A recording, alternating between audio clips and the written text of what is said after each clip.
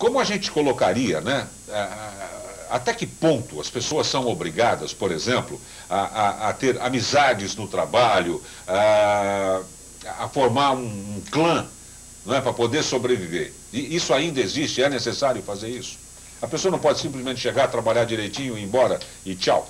Olha, Darcio, é uma situação bastante difícil. Imagine você, 8 horas da sua vida ali diária, né? Se não, às vezes mais, num ambiente hostil. Então, o ambiente de trabalho tem que ser um ambiente prazeroso. Eu não diria hostil, né? Eu diria trabalho... assim, meio sem... Quem Isso, fica sabendo quantos filhos tem, se foi casada, se não foi, se tem amante, se não tem amante, onde mora, onde não mora, onde foi passar... Não é muita intimidade? Sim, aí nesse sentido, sim, né? Então, o que eu estou colocando, eu acho que assim, o ambiente de trabalho, ele tem que ser um ambiente prazeroso. Tem que ser legal, que delícia, eu vou trabalhar, eu gosto das pessoas que estão trabalhando ali comigo, gosto de compartilhar as minhas experiências, a minha vida, tudo bem, né? Agora sim, esse excesso de intimidade, não necessariamente.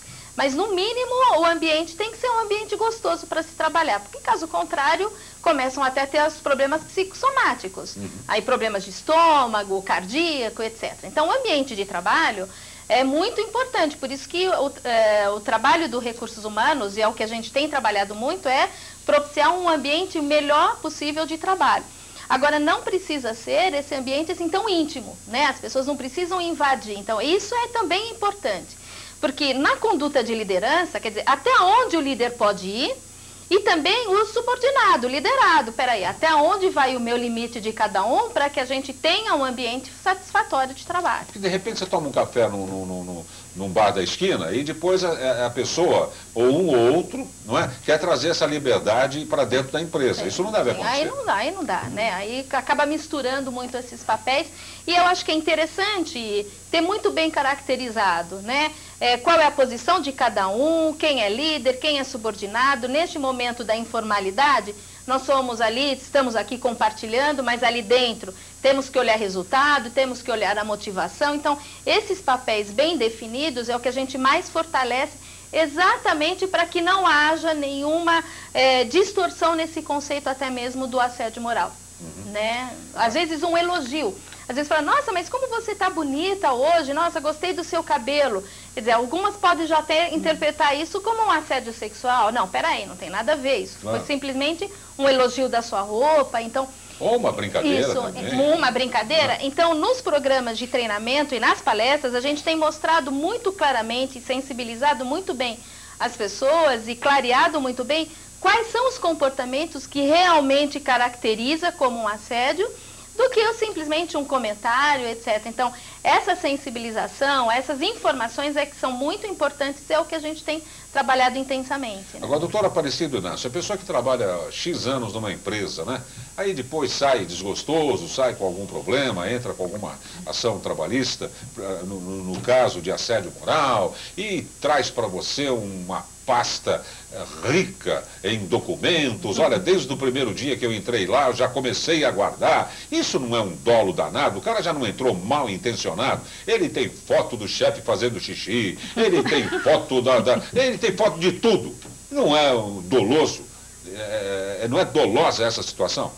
Em princípio não, é um instinto de defesa, é natural do ser humano. Porra mesmo, logo no primeiro dia ele já guardou o primeiro e-mail que recebeu? Tem pessoas que são muito zelosas, muito cuidadosas, assim como nós recebemos. Ser zeloso assim também. Assim como eu tenho clientes que chegam realmente com pastas, que armazenam todos os e-mails em páginas específicas, selecionam, que guardam os bilhetes que recebe, tudo isso é prova. Mas o grande problema do assédio moral é exatamente a falta de provas. São poucos os que têm essas pastas assim, recheadas de documentos. Realmente eu tenho alguns casos que o cliente trouxe para mim. Pra você ter ideia, tem um caso em que nós comprovamos o assédio moral porque o empregado teve o seu nome retirado da lista de ramais. Ele me trouxe as duas listas de ramais. A lista anterior e a lista posterior. Esse empregado, ele teve uma desavença com o chefe. Ele era encarregado de tesouraria e o tesoureiro, o chefe do setor dele, por um problema de fechamento de caixa, lá por uma ordem mal dada, tal, teve uma diferença de caixa e ele falou, olha, a culpa não é minha, é tua, porque você, ele falou pro chefe, né? Porque você mandou fechar o caixa de tal maneira. Enfim, aí o chefe pegou, transferiu ele, depois de um tempo de perseguições, discussões e tudo, transferiu ele para o térreo, no biombo, ali onde fica o caixa. Ou seja, ele de chefe encarregado do fechamento de caixa, ele passou a Para a trabalhar... NASA, foi para a de NASA, caixa, chama NASA. para aquele cubículo onde fica o caixa ali, só que ele mal consegue se mexer. Não contente com isso... Mas vai ser apertado lá longe também esse lugar, hein? Não, no geral você verifica que esses cubículos do caixa são bem apertados, né?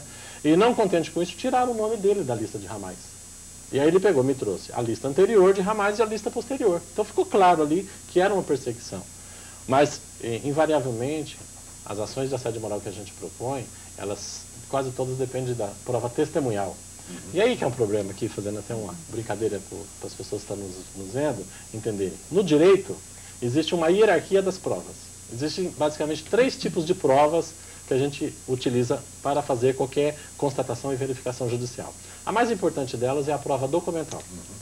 É a primeira, a mais importante. A segunda é a prova pericial, que é uma prova técnica, decidida, determinada pelo juiz que prova vai ser feita. Médica, engenheiro, etc. E a terceira prova é a prova testemunhal. Que é a mais difícil de todas, não é? Porque ninguém vai querer pôr a mão nessa cumbuca. Mas entre nós advogados, há uma brincadeira que diz, que a gente faz, que a testemunha é a prostituta das provas. Mas é mesmo. Porque a testemunha ela sempre é conduzida, ela é levada por um lado. E tende sempre a ser parcial, ou mesmo que ela não queira, mas ela está ali por aquele motivo. Embora o Código Processual diz que ela é uma colaboradora da justiça. Então, invariavelmente, nesses casos, a prova tem sido sempre, na sua maioria, uma prova uma prova de testemunhas. Né? É difícil alguém xingar o outro por escrito, né? Ou promover. Mas tem provas assim, tem e-mails, hoje com a internet... Então, mas essa situação da testemunha é delicadíssima em termos de empresa, né? É delicado, mas... Se a pessoa não está mais no quadro, é altamente suspeita. Não é? Porque chegou o dia da vingança dela. Isso. Não é? Se está no quadro, fica uma situação altamente delicada. Não, a característica da Justiça do Trabalho, não só nos processos de assédio moral, como também nos processos de uma maneira geral, é de ex-empregados. Tanto o que está reclamando quanto quem está testemunhando. Dificilmente alguém... eu tenho, assim, na minha profissão, em 25 anos de advocacia completa agora esse ano, em julho desse ano. E com mais de milhares de processos ajuizados, dá para contar, assim, em 1 ou 2 mãos, quantos processos eu ajuizei de empregados trabalhando. Na sua maioria são de gente demitida. E as testemunhas invariavelmente também são. No caso do assédio, o que tem acontecido é uma rede de solidariedade. Ex-assediados vão lá testemunhar para aquele que é o autor da ação. Né? E depois, muitas vezes, aquele também testemunha para o outro. Entendeu? Gera-se um vínculo de solidariedade porque o assediador... Ele nunca assedia pode ser visto como um vínculo de solidariedade, como pode ser visto de uma outra ótica também, né? Pode, depende da forma como a prova é feita. Logicamente, a testemunha, que ela comparece em juízo, ela está sujeita, inclusive, a sofrer um processo crime por injúria, né? Por falso testemunho. Por falso testemunho, por perjúrio, né? E nesse caso, o juiz que está conduzindo o processo vai verificar se a testemunha é confiável ou não. Mas o grande problema da prova do assédio moral é a dificuldade de você conseguir provas. Então a gente faz das tripas coração para conseguir provar isso aí. Agora, e nem por isso são poucos os casos não, viu? Eu estou preocupado, tenho aqui inclusive discutido... Tem aumentado, é isso? Aumentou, eu tenho aqui um estudo que diz que as denúncias de assédio moral aumentam 4 vezes. Aumentaram 4 vezes no país. Pesquisa feita pela FEBRABAN e Sindicato dos Bancários. Aliás, o bancário é a categoria mais assediada. O bancário é a maior vítima de assédio moral no país. E depois, bancário enquanto categoria. E as mulheres, né, os negros, os homossexuais e na área da saúde é um assédio muito grande também. E por que será que os bancários estão liderando esse ranking? Né? São empresas altamente lucrativas, né? Aliás, são as que mais ganham dinheiro. São exatamente por isso. Porque é a necessidade do lucro, o atingimento de metas. Né? O banco ele tem assim, ele estabelece metas assim absurdas. Né? E essas metas elas são excludentes, né? Então quem não consegue atingir aquelas metas ali, e a lógica do capitalismo é o banco, né?